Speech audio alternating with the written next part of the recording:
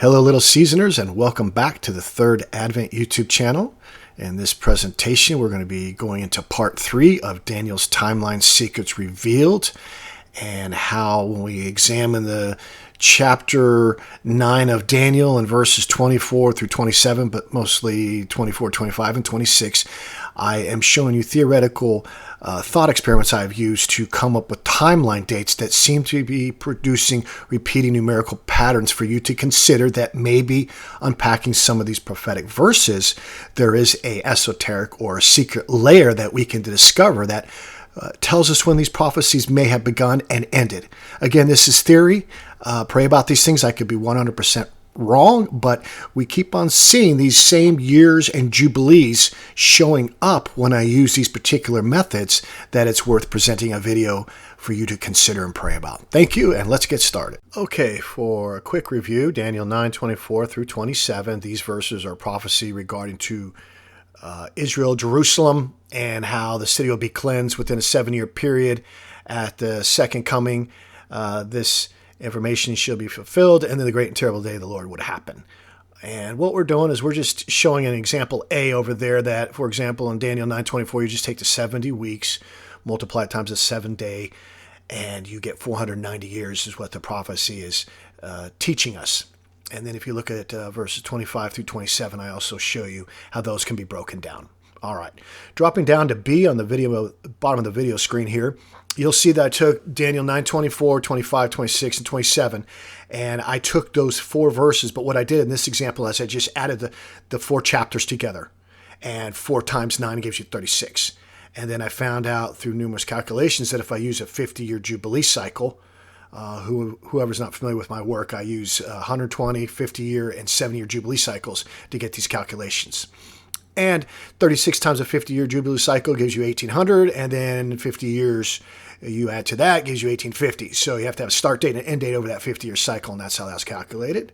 1850 minus the Omega year 7000 gives us 5150.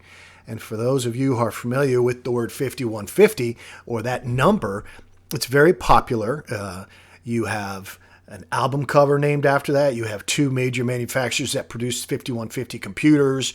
You have marketing companies, major corporations with 5150. There's something about this number esoterically that the public doesn't know. And what I'm suggesting to you is maybe it's the missing start date for these prophetic verses in chapter 9. Okay, so looking to the right of that, we are going to do the same thing, except this time we're going to take these verses and add them together instead of the chapters, add them together. And we came to 102, so 24 plus 25 plus 26 plus 27 comes to 102. And once again, I took that 102 sum and I calculated to a 50-year Jubilee cycle, which was biblical.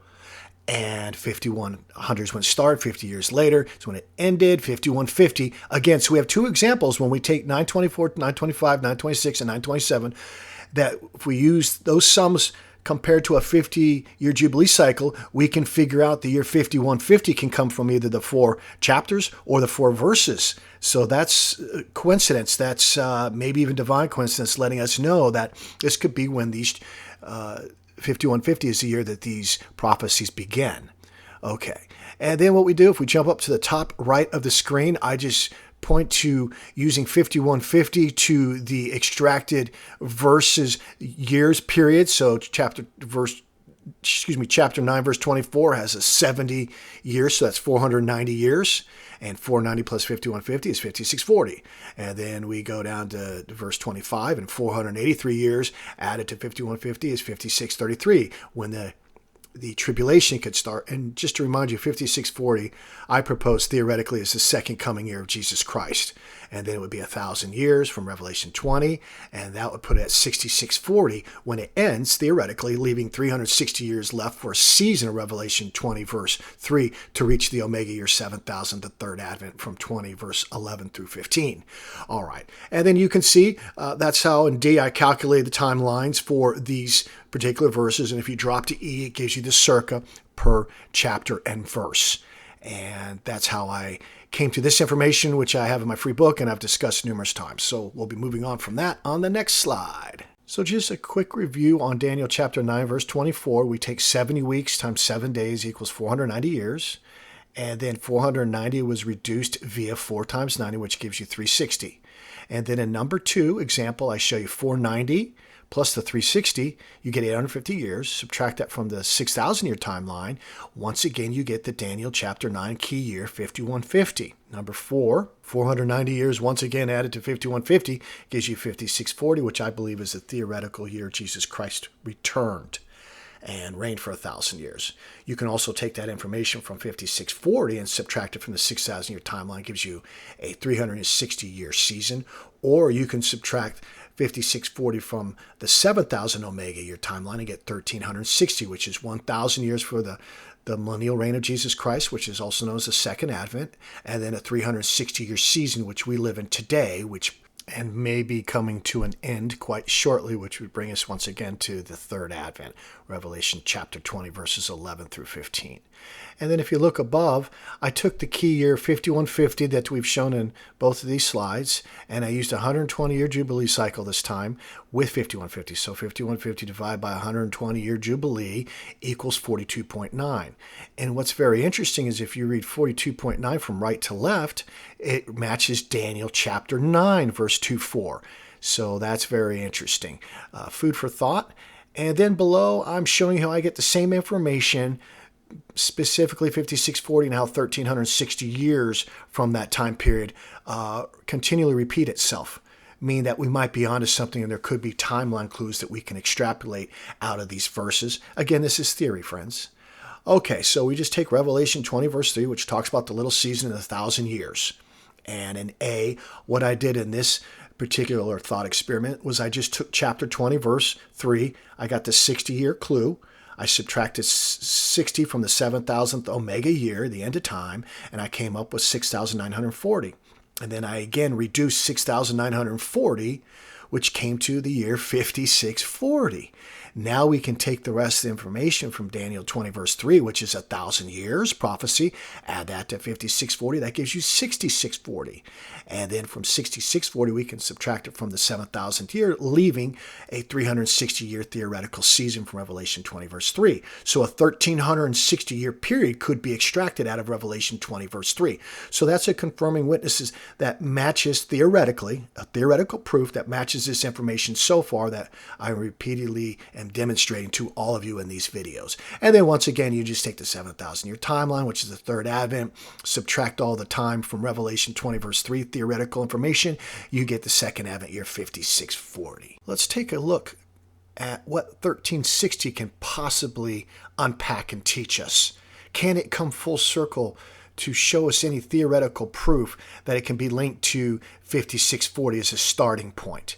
And this example I'm going to show you in this slide of how I've numerous times have demonstrated this with a little bit new information showing the Gregorian calendar slide as well. And again, we've been using a God's solar calendar, which is 364 days per year out of a 6,000-year timeline for man, as well as you can also use the 360 heavenly day calendar, which seems to be a lot of times what is used in prophecy for the days at least. Okay, so we take 1360 and we just break it down this way. We're going to add 13 to 60 from the 1360 and see what we can come up with, and that comes up to 73. Now we're going to subtract 60 from 13, and example A there, and you see 47. What we do in B is take those two sums from adding and subtracting, and we add those two together this time in B to see 73 and 47 come to 120. Well, that's a 120 Jubilee clue. And now we know from other pages of the book, as well as many of my other videos on this channel, you'll know 47 Jubilee is very important when it's linked to or multiplied by the 120-year Jubilee cycle, which is biblical, gives you 5640. So in 1360, we could be extrapolating information that's teaching us what Jubilee type to use as a 120-year Jubilee cycle, as well as what Jubilee year is when it was fulfilled. To start date for the 1,360 years we added on to. So 1360 in D added to the possible theoretical start year 5640, the second coming year, voila, 7,000 Omega. So out of 6,000 years, when you divide a 120-year Jubilee cycle into it, you get a total of 50 Jubilees, which means at 5640, there's 3 120-year Jubilee cycles left, and 3 times 120 gives you a season of time, theoretically, of 360 years. Okie dokie. So below that, we're going to look at the Gregorian calendar and see if the 1360 clue from the previous information on the last two slides and other videos can give us calendar equivalents between God's solar calendar and the Gregorian calendar we use today, and or if you want to call it the AD calendar.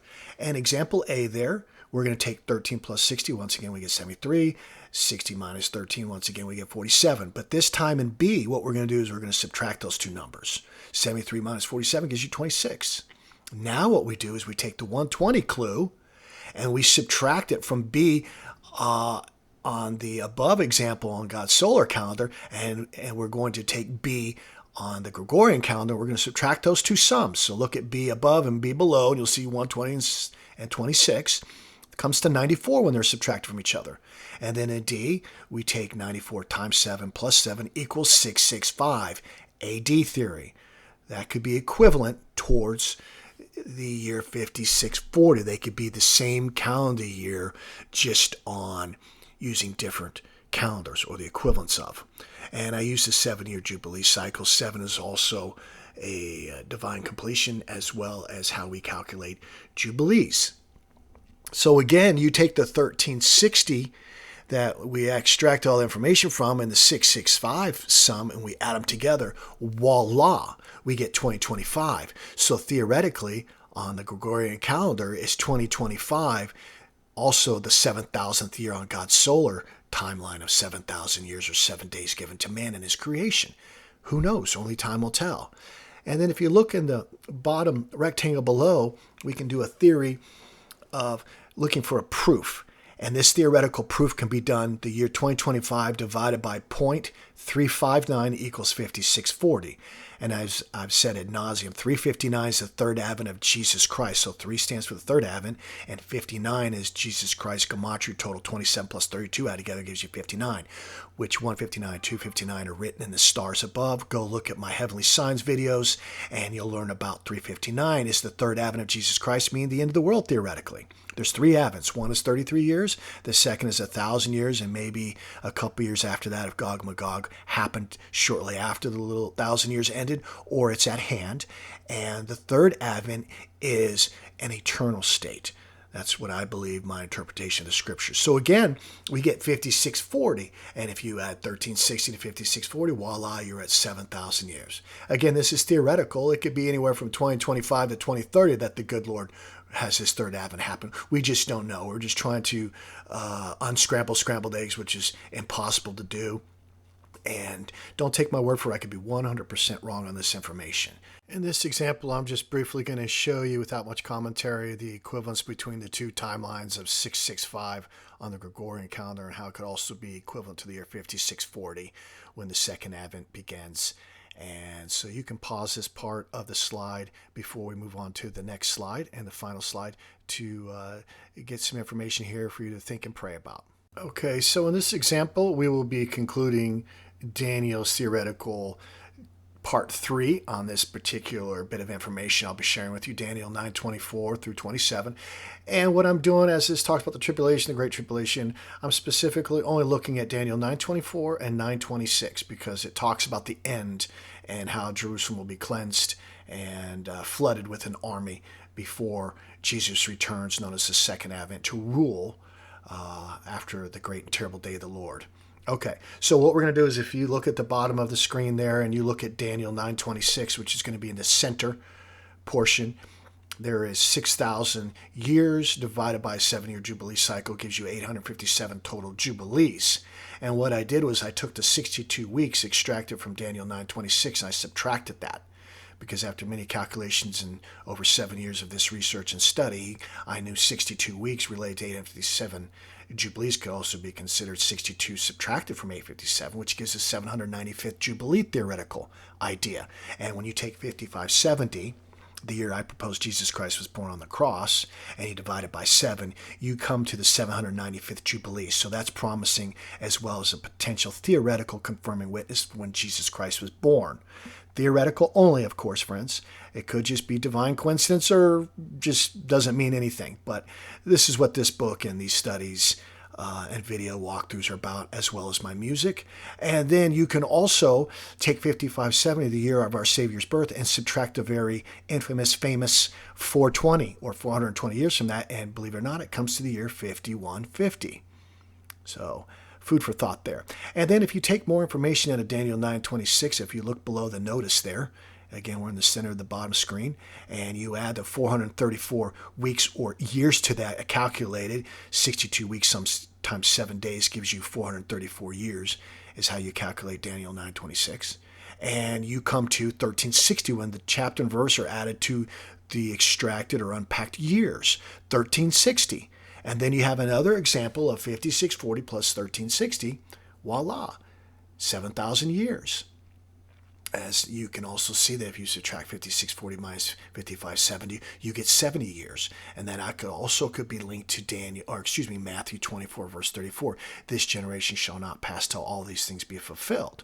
So if Jesus was born in 5570 and his first advent was 33 years, that means he would die on the cross in 5603 and be resurrected in 5603. And possibly ascend in 5603 back to heaven, or is it year 5604? I'm not sure. But then if you add 37 years from 5603 plus 33, right, from 5570, 33 and 37 years later gives you a total of 70 years when 5640 would happen. And then here's your potential for the second advent of Jesus Christ in that theoretical year. All right, this video is getting long. I wanted to make it as quick as possible, but there's just multiple layers that can be unpacked out of this information using my methodological theoretical views that keep on showing Jubilee cycles as well as recurring numbers as I pinpoint to years over and over again. And this information, just because it seems right does not mean it is right. So it's food for thought. Remember, I'm just a fool stuck on stupid, trying not to starve to death with the loaf of bread in each hand. I'm just trying to understand this information through sinner's eyes, pray about these things, have the Holy Spirit guide you, and may God bless you until the next video. Thank you.